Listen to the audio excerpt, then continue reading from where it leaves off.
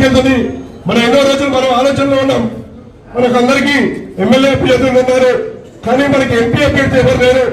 ఎవరైతే బాగుంటుంది అని చెప్పి చాలా నుంచి మనం అందరూ కూడా ఒక డిస్కషన్ నడుస్తుంది. ప్రజలందరూ కూడా ఎవరు ఉంటారు తెలుగుదేశం పార్టీ ఎంపీ అభ్యర్థిగా, బయట నుంచి వస్తారా ఎక్కడి నుంచి వస్తారని చెప్పి అందరూ కూడా ఎదురు చూస్తున్న సమయంలో ఒక మంచి వ్యక్తి ఏ పార్టీ సంబంధం లేకుండా ఎన్నో మంచి కార్యక్రమాలు చేశారు. ఆయన ఏ పార్టీలో ఉన్నా కూడా అవతల పార్టీ వ్యక్తి నాకు అవసరం ఉందని చెప్పి ఆయన దగ్గరికి వెళ్ళినప్పుడు సహాయం అందించిన వేమిరెడ్డి ప్రభాకర్ రెడ్డి గారి వాళ్ళ తెలుగుదేశం పార్టీ ఎంపీ అభ్యర్థిగా మన దగ్గర రావడం, తెలుగుదేశం పార్టీ ఎంపీ అభ్యర్థి నెల్లూరు పార్లమెంట్ ఎంపీ అభ్యర్థిగా ఉన్నాం. మనందరం కూడా ఒక మంచి సంకేతం. ఇవాళ వేమిరెడ్డి ప్రభాకర్ రెడ్డి గారు జాయినింగ్ వల్ల రాష్ట్ర మొత్తంలో కూడా వైఎస్ఆర్సీపీ పార్టీలో అలజడి వచ్చింది. ముఖ్యంగా ప్రసన్న కుమార్ రెడ్డి గారు నేను మాట్లాడుతూ పాపం వేమిరెడ్డి ప్రభాకర్ రెడ్డి గారు పార్టీలో చేరినప్పటి నుంచి కూడా ఆయన నోట్లో మాట్లాడారు. తడిగుట్ట నెత్తుకు చేసుకుని ఏం చేయాలో అర్థం కాని పరిస్థితుల్లో పాపం ప్రసన్న కుమార్ రెడ్డి గారు ఇంట్లో ఉన్నాడంట. చాలా మంది పక్కన చెప్పారు. ఆయన ఏం చేయాలో అర్థం కాని పరిస్థితుల్లో మాట వెలపకుండా ఈ 4-5 రోజులు 6 రోజులు ఉన్నాడు. నిన్న విజయసాయి రెడ్డి గారు వస్తే విజయసాయి రెడ్డి గారిని పొగుడుతున్నాడు. సరే మీ నాయకుడు పొగుడుకున్నా పర్లేదు, కానీ మా ఎంపీ అభ్యర్థిని ఎందుకు నువ్వు తిరుగుతున్నావు నాకు అర్థం కాదు. గతంలో ఇవాళ నువ్వు ఏ విధంగా అయితే విజయసాయి రెడ్డిని పొగడావు, గతంలో ఎన్నో సందర్భాల్లో వేమిరెడ్డి ప్రభాకర్ రెడ్డి గారు కూడా సేమ్ ఇదే మాట్లాడారు. సింహపురి సింహమన్నారు. అలానే వేమిరెడ్డి ప్రభాకర్ రెడ్డి గారు మనకు రావడం మన అదృష్టం అని చెప్పారు. ఈ మాటలన్నీ మాట్లాడి ఇవాళ మీ పార్టీ నుంచి దూరమై ఇవాళ ఎంపీ అభ్యర్థిగా తెలుగుదేశం పార్టీకి వస్తే మీలో భయం ఉంది కాబట్టి ఇవాళ నువ్వు ఆయన దృష్టిస్తున్నావు. ఖచ్చితంగా వేమిరెడ్డి ప్రభాకర్ రెడ్డి గారిని ఎంపీగా కోవూరు నియోజకవర్గం నుంచి మేము మద్దతు తెలియజేస్తాం. ఆయనకి కోవూరు నియోజకవర్గం నుంచి కనీసం 50,000 పైగా ఓట్లు కలిసి అందిస్తాం. అలానే కనీసం ఎంపీ అభ్యర్థిగా వేమిరెడ్డి ప్రభాకర్ రెడ్డి గారు 2 లక్షల ఓట్ల పైబడి తెలుగుదేశం పార్టీ అభ్యర్థిగా కనీసం ఆయన నిలబడుతున్నారని అదైతే సత్యం. కొన్ని అపోహలో ఉన్నారు, కొన్ని భయాందోళనలో ఉన్నారు.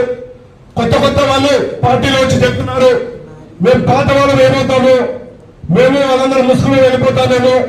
అలానే ఇంకా కూడా నాయకత్వం అంటే గ్రామాల్లో కొంతమంది కొత్త నాయకత్వాలు వస్తున్నాయి, అలానే మండలంలో నాయకత్వం వస్తున్నాయి, నియోజకవర్గంలో కొత్త నాయకత్వాలు వస్తున్నాయి. మీరు వస్తే మా ఊరికి ఎక్కడ కోల్పోతామని చెప్పి కొంతమంది కార్యకర్తలు నాయకులు కొంత అభద్రభావంలో ఉన్నారు. మీరెవ్వరు కూడా భయపడాల్సిన అవసరం లేదు. తెలుగుదేశం పార్టీలోకి ప్రతి ఒక్కరు కూడా స్వాగతం పలకాల్సిన అవసరం మనకు ఎంతగానో ఉంది. వచ్చిన నాయకత్వాలతో మీరందరూ కూడా కలిసికట్టుగా పనిచేయాల్సిన అవసరం ఎంతగానో ఉంది. ఎందుకంటే ఎప్పుడైనా కూడా పార్టీలోకి కొత్త రక్తం రావాలి. అది వస్తుందంటే అది ఒక చిహ్నం మనకి, మన పార్టీ గెలవబోతుందని చెప్పి వచ్చిన నాయకత్వానికి మనం గౌరవం కల్పించాలి. వాళ్ళతో పాటు కలిసి నడవాలి. అలానే మనము ఈ బేజార్లకి వెళ్లకుండా అందరూ కూడా కలిసికట్టుగా పనిచేసి మన ఏకైక లక్ష్యం తెలుగుదేశం పార్టీని గెలిపించుకోవడమే మన ఏకైక లక్ష్యంగా మనం అందరూ కూడా పనిచేయాల్సిన అవసరం ఉంది. వచ్చిన నాయకత్వం అందరూ కూడా మేము మాట్లాడి మీకు ఎటువంటి ఇబ్బంది లేకుండా వాళ్ళందరితో కూడా మనం మాట్లాడడం జరిగింది. వాళ్ళు కూడా సురా శ్రీనివాస్ రెడ్డి గారు ఇందాకైతే అందరూ కూడా వివరించారు.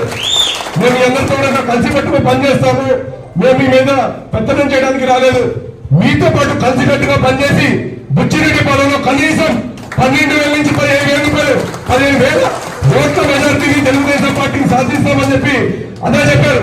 అలాంటి నాయకులు మనకు అవసరం. ఖచ్చితంగా అలాంటి నాయకులు మనం ప్రోత్సహించాలి. అలాగే చాలా మంది ఇవాళ కొత్తగా తెలుగుదేశం పార్టీ నాయకత్వాన్ని అలాగే నన్ను నమ్మి చాలా మంది వైఎస్ఆర్సీపీని వీడి ఇవాళ తెలుగుదేశం పార్టీలో చేరారు.